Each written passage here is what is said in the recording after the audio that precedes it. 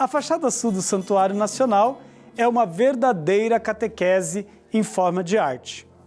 Cada imagem, cada detalhe nos revela como a vida de Cristo e da Igreja se entrelaçam. Hoje, o Jornada Bíblica nos convida a olhar para a experiência de dois grandes apóstolos. São Pedro, que, mesmo diante da prisão, acolhe com fé a vontade de Deus, e São Paulo, que transforma a vida do chefe da prisão por meio do batismo. Um convite à esperança, mesmo nos momentos de escuridão, porque a luz de Cristo sempre rompe as grades do medo e nos conduz a uma nova vida. A fachada sul do Santuário Nacional é como uma Bíblia aberta em forma de arte.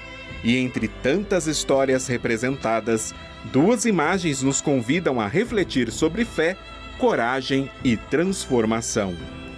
A primeira é a prisão de São Pedro. Preso por ordem de Herodes, Pedro aparece com os braços abertos, numa entrega total ao desígnio de Deus. Mesmo em meio à escuridão das grades, um raio de luz invade a cela, como se dissesse: Deus é luz e nele não há trevas. O mosaico mostra o soldado romano empurrando Pedro para o cárcere, mas traz um detalhe surpreendente: o branco nas mangas do guarda. Um sinal de que até mesmo naquele momento difícil, a ação do Espírito Santo estava presente. Logo ao lado, outro momento de fé e esperança. São Paulo batizando o chefe da prisão. O homem que antes acorrentava, agora se torna irmão na fé. Atrás dele, a porta se abre, não de dentro da cela, mas de fora, recordando a pedra que foi retirada do túmulo de Jesus. O que era símbolo de morte se transforma em sinal de vida nova.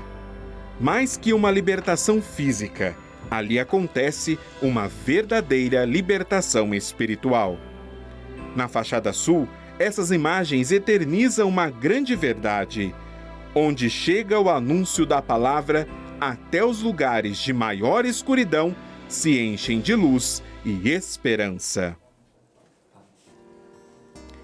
Acompanhamos esta bela catequese sobre mais um detalhe da fachada sul do santuário, desta grande Bíblia a céu aberto, que quer nos ensinar, que quer nos fazer entrar com toda nosso corpo, nossa alma e nosso espírito nas Sagradas Escrituras, para sairmos das Sagradas Escrituras, homens e mulheres renovados. Estamos fazendo uma bela jornada bíblica neste mês de julho e quem está guiando esta jornada é o professor doutor Sérgio Ribaric, que mais uma vez acolhemos aqui no nosso programa. Bem-vindo entre nós, Sérgio. Obrigado novamente, Rodrigo. Muito obrigado. Está muito gostosa essa nossa experiência, né, de encontrarmos nas Sagradas Escrituras os elementos que foram ali representados, colocados, né, impressos em mosaicos ali na fachada sul do santuário. E hoje, Sérgio, a gente quer voltar na figura de São Pedro. Claro, Pedro é uma figura importantíssima na história da Igreja e também falar de um outro importante apóstolo, que é São Paulo. Nós aí temos as duas colunas, né, do corpo dos apóstolos, né? Dois homens que souberam ser fiéis àquilo que Jesus pediu para cada um deles. Na fachada sul do santuário nós temos a representação da prisão de Pedro. O que esta cena nos leva a pensar? É o pensamento que todo mundo tem, ou seja, na hora da agrura, na hora da cruz, na hora da prisão, por que isso acontece? Por que isso acontece? Como é que Deus permite isso? Por que se eles estão pregando o Evangelho, por que Deus não os protegeu? Porque, na verdade, aquilo foi um sinal, aquilo vai ser um sinal mais tarde. A gente se reclama de parte do roteiro e se esquece que o final do teatro é um final feliz. Eles são libertos depois. Ou seja, a ação do Espírito Santo às vezes não vem na hora que nós queremos, mas ela vem, com certeza. Me lembro do cego de nascença, quem pecou, ele ou os pais? Não importa quem pecou, importa que ele vai parar de ser cego, vai parar de sofrer agora para a glória de Deus. Então muitas coisas que acontecem e a gente não entende, e essa figura nos mostra bem isso, acontecem para que mais tarde se demonstre a glória, a ação de Deus no mundo.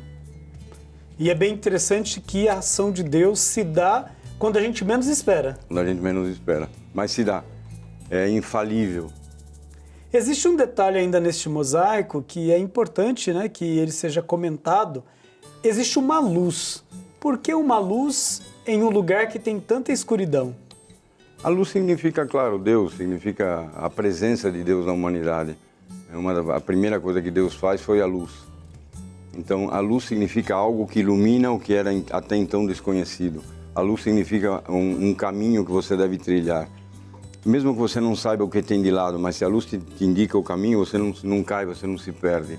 Essa luz é o caminho de Deus e a luz ela é focada de acordo com a direção da igreja que nos dá. Eu digo sempre para as pessoas, quando vêm para Aparecida, antes de entrar na igreja, antes de fazer uma celebração, percam meia hora, 20 minutos, 40 minutos em olhar os mosaicos, tentar interpretá-los, entender aquilo. Aquilo é uma catequese, como você disse, a céu aberto. E aqui que tem tantos padres, tem tantos irmãos leigos, cada uma das coisas que você não entende, pergunte para alguém. Isso faz parte da catequese. Isso é muito importante, porque te coloca nas tuas mãos um substrato que às vezes uma homilia, às vezes um estudo comum não te traz isso. A mensagem de uma figura, de um ícone é extremamente importante para a igreja. Ela representa, ela mostra aquilo que não é capaz de nós entendermos com a razão. Por isso o símbolo é tão importante para nós. Existe um elemento interessante ali na fachada, que Pedro, quando ele é apreendido, ele é preso, né, pelos soldados, ele abre os braços. Há um sentido para isso? De acolher. Abre os braços como dizendo, façam em mim se vocês quiserem. O que me importa é Cristo. Se vocês querem me prender, me levar com os braços, façam o que quiserem comigo. É se abandonar aos braços de Deus. Repito, eu não gosto muito dessa imagem de sofrimento. Eu gosto da imagem de que alguém obriga o outro a sofrer. Ele abre os braços para que alguém o amarre, para que alguém o prenda, para que alguém lhe tire a liberdade. O culpado é esse alguém, não Deus. Deus permite aquilo para que ele possa agir e te libertar depois. Ainda no mosaico nós temos a figura de Paulo. E Paulo ele realiza ali um feito na prisão, né? Ele convence o chefe da prisão a ser iniciado na fé cristã. Como isso se dá? Teve pouco tempo, então muito pouco provável que Paulo tenha catequizado o cara que tomava conta da prisão. Muito pouco provável. O que deve acontecer ali é um paralelo que se faz com Jesus na cruz, na hora da crucifixão, na hora de maior dor, na hora de maior sofrimento, ele calado, pede perdão pelos pecados dos outros. E aí um soldado romano, que provavelmente foi quem cravou, olha para aquele homem que pede perdão e se converte. Verdadeiramente ele é o Filho de Deus. Então, muito provavelmente, na hora que esse homem carcereiro, que percebeu a bondade de Paulo, o cuidado que ele tinha, a oração que ele tinha, a fé que ele tinha, nesse momento ele se converteu. A porta ela se abre para que os prisioneiros saiam da prisão, né? O que é esse sentido no evangélico da porta que se abre? A porta que se abre é uma nova fase da tua vida. A porta que se abre pode ser você sair de um mundo de pecado, de um mundo de opressão, de um mundo de injustiça, para uma nova porta que abre para um mundo novo, para algo que você começa, como nós falamos na semana passada, que começa do zero, uma reconciliação. Começamos tudo de novo. A porta se abre, vamos entrar para um outro mundo, para um outro lugar. Esse outro mundo simboliza o mundo aqui, que deve ser mudado para que a gente caminhe para o mundo lá em cima, na glória de Deus. É a famosa porta estreita que Jesus diz. Todo mundo se preocupa com a porta estreita, mas se esquece que ela está aberta.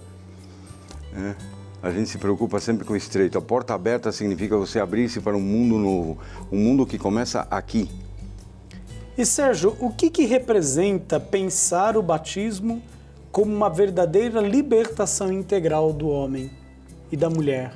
É uma libertação, porque veja, até Jesus Cristo, a ideia de amor, amar o outro, amar o próximo, amar o inimigo, amar a quem te bate, dar a outra face, seria impensável isso. Aliás, é impensável até os dias de hoje. Grande parte da população se agride, ela quer revidar, ela quer se vingar, ela quer alguma coisa. Eu lembro sempre da passagem do bom samaritano. Foi encontrado um homem esfaqueado, jogado, porque ladrões fizeram isso. Em nenhum momento Jesus critica a ação dos ladrões. Em nenhum momento Jesus critica vingativamente. Ele quer cuidar daquele doente, ele quer cuidar daquilo. E é isso que o batismo simboliza, representa para nós católicos. O momento de uma conversão, você não vai ser mais aquela pessoa que quer se vingar, mas vai ser aquela pessoa que vai curar. Às vezes não importa mais tanto o mal que te fizeram, mas importa a dor que você sente. E essa dor que você sente é você responsável por ela. Você não é responsável por ter causado, mas você é responsável pela continuação da dor no outro. Bonita quando termina aquela parábola do bom samaritano. Eu te dou essas moedas, cuide dele. E quando eu voltar, eu te devolverei o que você fez para ele. Quando eu voltar, é o próprio Cristo dizendo, eu vou te devolver tudo aquilo que você fez para o outro. Isso começa no momento do batismo, começa no momento em que você toma uma consciência nova de quem é o próximo. Eu te amei, você me amou, experimentei Deus. A partir de agora, os campos de trigo não são apenas campos de trigo, são coisas que me lembram de você. E lembram de coisas boas, né? Que nos leva a edificar um novo modo de viver, e esse modo de viver ele deve estar fundamentado, ele deve estar ali alicerçado na pessoa de Jesus Cristo, que é o sentido maior, né, da nossa fé. Pedro e Paulo, essas duas colunas, o que esses dois homens nos ensinam de uma forma muito resumida para viver bem a nossa fé? Duas coisas necessárias para a nossa fé: disciplina, ordem, colocar ordem no caos das nossas vidas, da nossa própria religião. E Paulo, que é a própria doutrina da igreja, ele nasce com a doutrina. Você tem que coadunar essas duas coisas para viver como um bom cristão. Isso é um desafio, né, Sérgio, para todos nós, porque nós sabemos que vivemos tempos difíceis, né, que falar da verdade do Evangelho pode, às vezes, causar, né, algum contratempo, assim como Pedro e Paulo tantas vezes falaram e não foram compreendidos.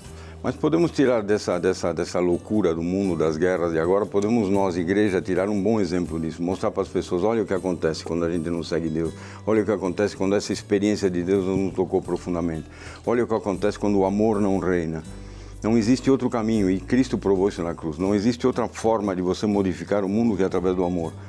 Reivindicar vingança só traz uma sucessão de guerras, de vinganças, né? E a sucessão de vinganças e de guerras é aquilo que vai destruindo a nossa casa comum, este espaço que Deus nos oferece para crescermos em graça, sabedoria e estatura diante dele e dos homens. É como agora, jogaram bombas para conseguir a paz. Uma paz que vai durar quanto tempo? Até a próxima bomba?